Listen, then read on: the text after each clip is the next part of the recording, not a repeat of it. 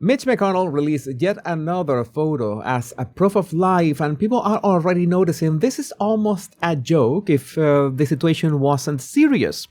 And you can tell this is getting extreme because my latest video on this concerning topic got more than 800,000 views. But why is this so important?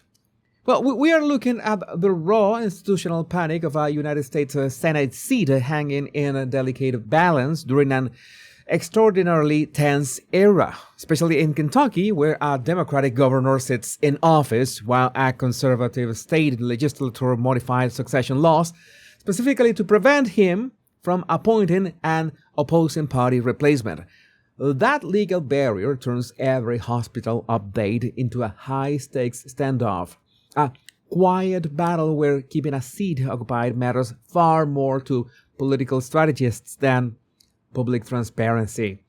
So when you combine that with the sudden passing of Senator Lindsey Graham, the physical existence of an 84-year-old senator becomes the entire anchor holding up a national party agenda.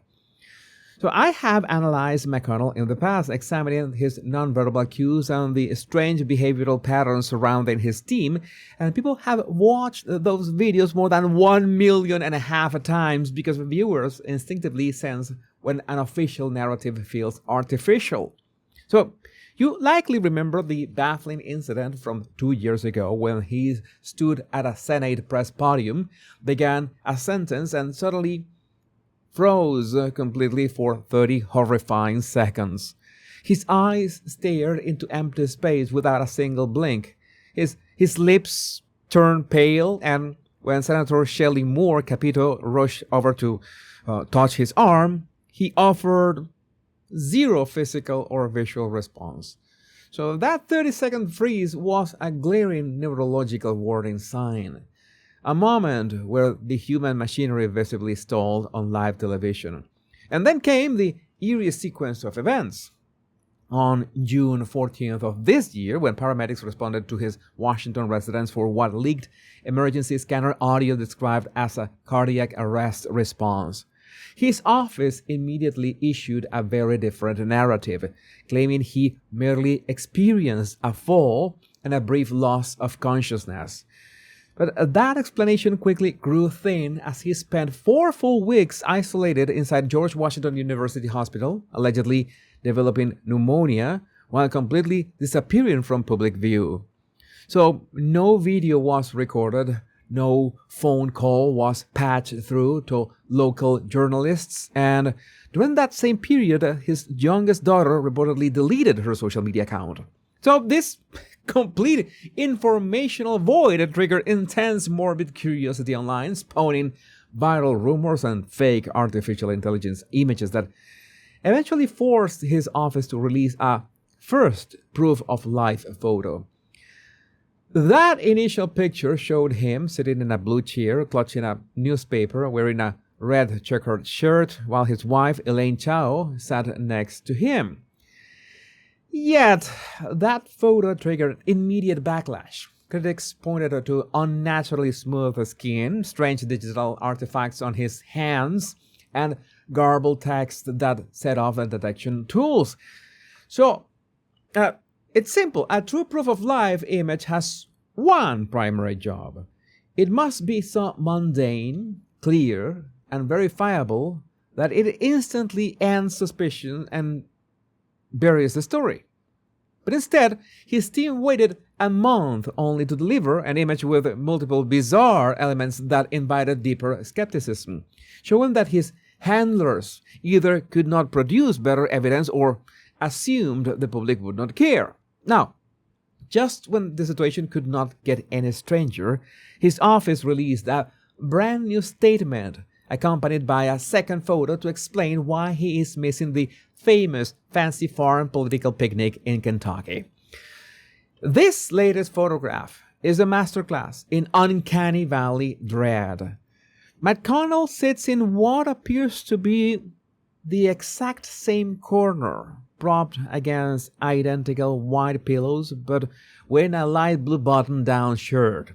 His wife, Elaine Chow, stands behind him in a white blouse with pink shells, placing her hand on his shoulder in a posture that mirrors the first photo almost perfectly. Yeah, the uncanny similarities between the two images are startling. You see the same beige background, the same edge of the blue chair, the same shadowless lighting, and the exact same static smile fixed upon his face. So when placed side by side, it feels less like a real moment of recovery and more like a stage display. A control setup managed by handlers terrified of unscripted reality. And the written statement accompanying this picture tries to protect cozy rural normalcy while completely ignoring the bizarre nature of his disappearance.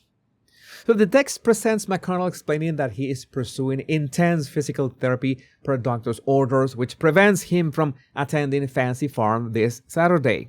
He waxes nostalgic about eating pork and mutton in western Kentucky, reflecting on how Fancy Farm was once a lonely place for Republicans 42 years ago before transforming into a conservative sea of red. And he concludes by sending warm wishes to the local community and promising to return to the Senate soon.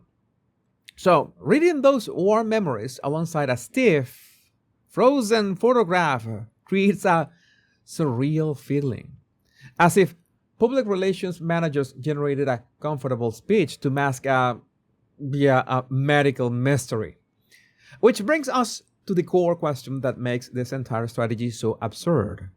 Why wouldn't they simply release a 10-second video of him speaking?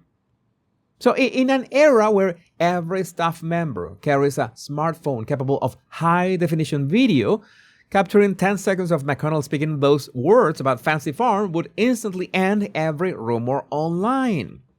So the total refusal to provide moving video with synchronized sound is the single most suspicious detail in this entire saga, because a still photo represents the lowest possible standard of proof. Because we live in a world where artificial intelligence can craft realistic still images in seconds, video in seconds, meaning that relying solely on still photos raises more questions than answers. And when powerful institutions have access to quick, decisive proof and deliberately choose ambiguous alternatives instead, they reveal that the reality cannot withstand the test of motion video. Because a video captures subtle breathing, eye movement, and natural vocal cadence, details that cannot easily be smoothed or disguised. And instead of video evidence, the public is expected to accept steady assurances from fellow politicians who claim to have had energetic telephone calls with him. Colleagues insist he's sharp and active over the phone. Yet almost nobody actually believes these phantom phone conversations. And we have seen this playbook repeatedly in politics, where staff insist a declining leader is thriving behind closed doors right up until the illusion collapses on camera. So handlers demand that we trust unverifiable hearsay over our own observations, asking us to ignore obvious warning signs to preserve political power. So this whole ordeal highlights a rather grim political reality, a system so consumed by preserving a Senate seat that human dignity and public truth are absolutely and completely sidelined. Every time his team releases another frozen, hyper-managed photograph, they deepen public cynicism and reinforce the feeling that America's institutions are operating behind a mask. And until they produce an unedited video of Mitch McConnell speaking for himself, these unsettling pictures remain our only clues in a story that grows stranger by the day. Let me know what you think about this in the comments. My name is Jesus Enrique Rosas. I'm the Body Language Guy. Much love and bliss.